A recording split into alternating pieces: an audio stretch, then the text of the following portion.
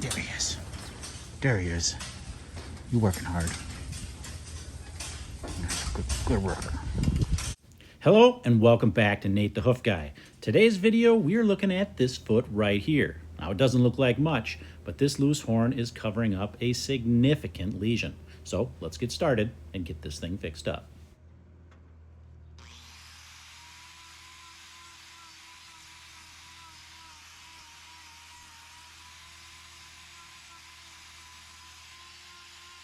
And one thing you'll notice as I'm starting to trim this foot with the grinder is that this claw sounds almost hollow. There's like an echo almost when the grinder hits that sole separation area.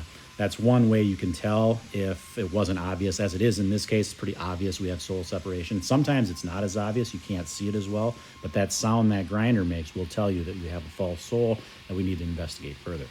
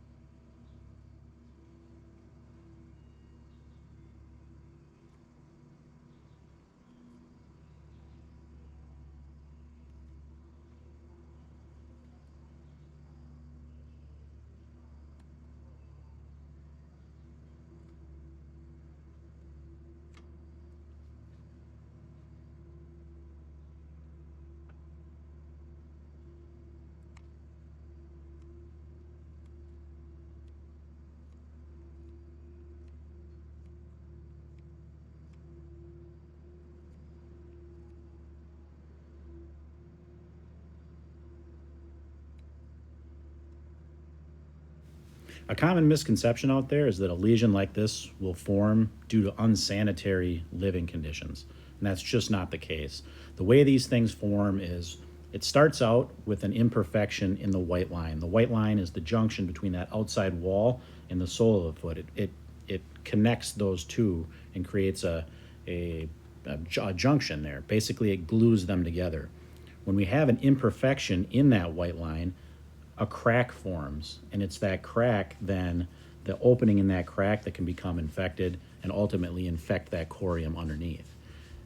This can happen not only in confined herds or cows that live inside, but cows on pasture as well get these same types of things. It doesn't have anything to do with the conditions themselves.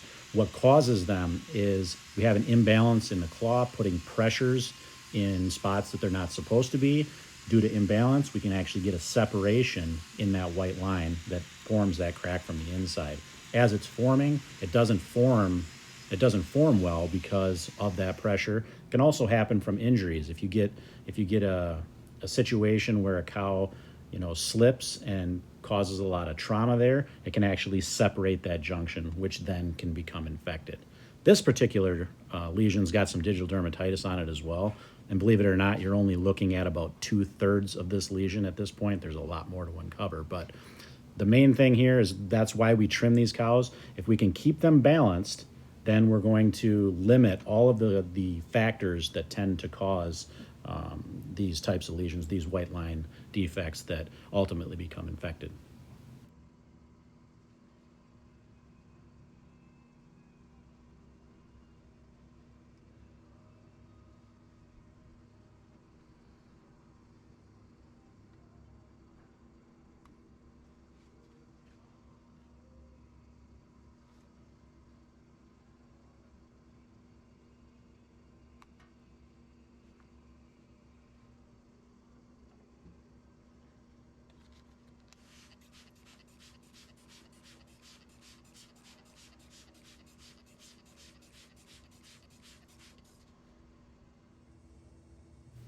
We'll zoom in a little bit here and you can get a better look at the extent of that lesion so far. Like I said, we're not done here. We still got some more horn to remove up above and some more lesion to expose here. But we're going to get a block on this other claw too. That's going to take the pressure off of that injured claw and let it heal unobstructed.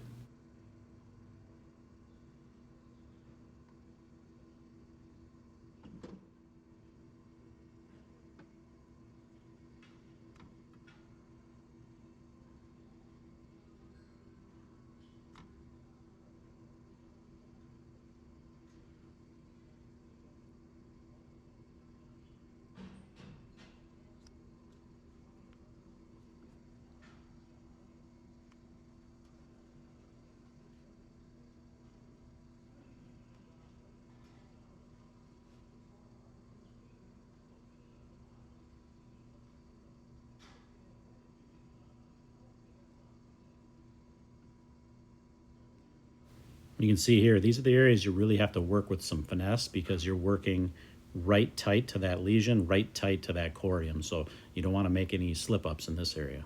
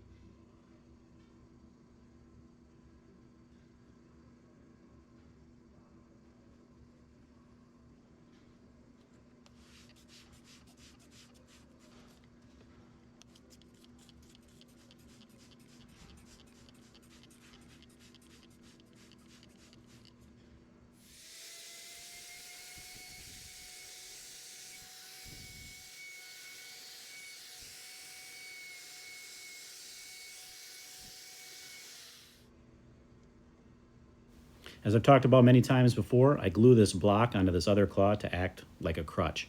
It keeps the injured claw from touching the floor when she walks and keeps it from abrading so that lesion can heal up nicely.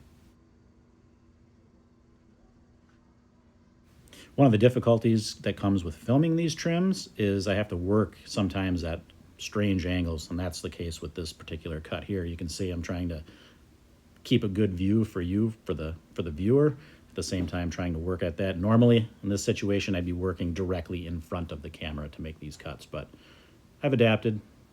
Hopefully it makes for better video.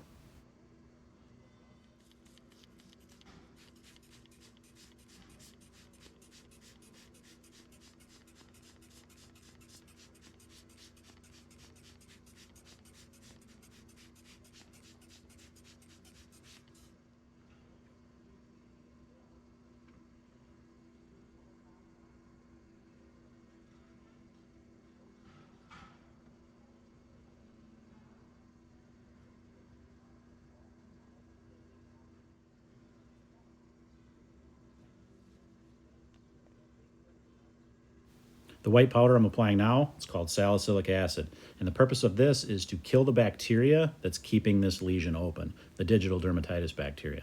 I source my salicylic acid right from Amazon.